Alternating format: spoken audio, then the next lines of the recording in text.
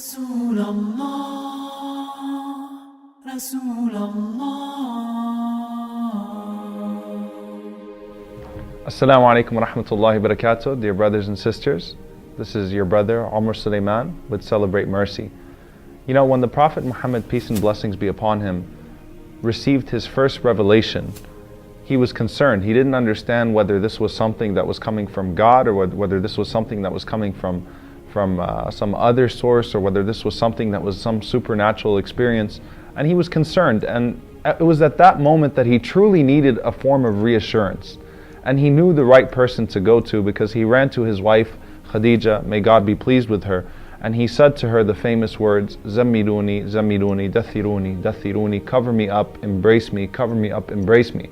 And before that incident took place where the Prophet Muhammad, peace be upon him, received the first revelation from God, his wife Aisha, peace be upon her, may Allah be pleased with her, says that he developed a love for being alone. He developed a love for seclusion. So he used to go to the cave of Hira, and he used to meditate and contemplate for weeks and sometimes months, trying to find peace, trying to find answers, trying to find that connection with God.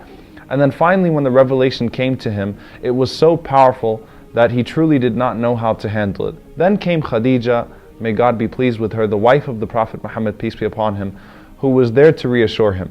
Now the words that Khadijah said to the Prophet Muhammad, peace be upon him, were that, Wallahi la yukhzik Allahu abada, which means God will never disgrace you. God will never disgrace you. Now she then proceeds to give the Prophet Muhammad, peace be upon him, the reasons why God would never disgrace him. And I want you to think about this for a moment. When you think about religion, when you think about worship, and when you think of the effects of worship, why would God not disgrace you? She didn't say to him, it's because you've been praying and meditating for months and months and months and months. It's because you go stay in a mountain for all of these weeks and you isolate yourself and seclude yourself from the world. She said God would never disgrace you because you uphold the ties of kinship, because you are generous to the needy, because you take care of the poor and the orphan. So she started to mention some of his good to society, his character, peace be upon him. And in essence, this was the call of the Prophet Muhammad, peace be upon him, when he says that I was only sent to perfect good character. And in truth, his call to Islam, his call to God, started before even he realized that his call to God was starting. As one of the famous Imams, Al-Muzayni, may God be pleased with him, said that his da'wah, his call started with good manners before he even realized that his call started. It was with that love that he showed to people, the nicknames that he gained as As-Sadiq, Al-Amin, the trustworthy, the honest, the one who was beloved, the one who could always reconcile between people, the one who would always go out of his way to take care of the orphan. And so it was only befitting now that he found a woman of good faith and good character that truly understood that and truly had that insight and could come to him from that direction and could say to him, O Prophet of God, God is not disgracing you. This is God honoring you. This is God giving you virtue. This is God elevating your status because of all of the people that you have been elevating your entire life. And so with that, I just wanted to focus for a moment. You know, they always say behind every great man is a great woman, but in Islam, besides every great man is a great woman. We found that Khadijah, may God be pleased with her, stood with the Prophet Muhammad, peace be upon him, in his hardest times, and so he never would forget her. It was even in the time when you know, they left a life of comfort in essence because she was a successful businesswoman.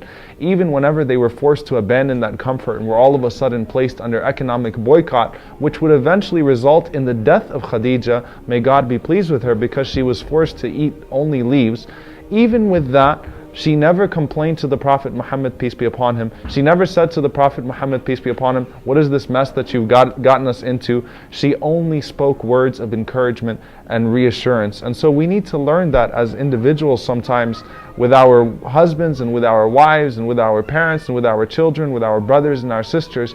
We have to come to this beautiful character of being able to reassure one another, to pick each other up, to beautify one another. And especially with the husband and the wife, as we see with the Prophet Muhammad, peace be upon him, and with Khadijah, peace, may God's blessings be upon her, that God says in the Qur'an, "Hunna libasun lakum wa antum libasun lahun," that she is a garment for you and you are a garment for her. And in essence, a garment covers up a flaw and it beautifies that person's weakness. And we see here that completing that even the Prophet Muhammad, peace be upon him, needed that reassurance, and God blessed him with a woman like Khadijah, peace be upon her, to stand by her husband and to truly be the first believer in her husband, in the Prophet Muhammad, peace be upon him, and to reassure him, because of your character, God will never put you down.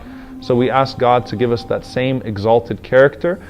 Please do continue to watch and continue to support this effort to learn more about our Prophet Muhammad, peace be upon him. Once again, this is Omar Suleiman with Celebrate Mercy. Jazakumullahu khairan. Wassalamu alaikum wa rahmatullahi wa barakatuh.